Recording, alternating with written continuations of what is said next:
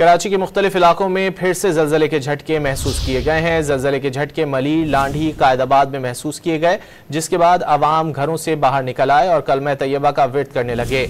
ज़लज़ला पैमा मरकज़ का बताना है कि रात 1:06 पर आने वाले ज़लज़ले की शिद्दत 3.2 रिकॉर्ड की गई। इससे कबल कराची में इतवार की शाम 5:33 पर भी 3.6 शिद्दत के ज़लज़ले के झटके महसूस किए गए थे। पैमा मरकज़ के मुताबिक ज़लज़ले का मरकज़ कायदाबाद के करीब था और उसकी गहराई 10 किलोमीटर थी। कराची के मुख्तलिफ इलाकों में फिर से ज़लज़ले के झटके महसूस किए गए हैं। ज़लज़ले के झटके मली, लांढी, कायदाबाद में महसूस किए गए, जिसके बाद आवाम घरों से बाहर निकल आए और कलमा तैयबा का विर्द करने लगे।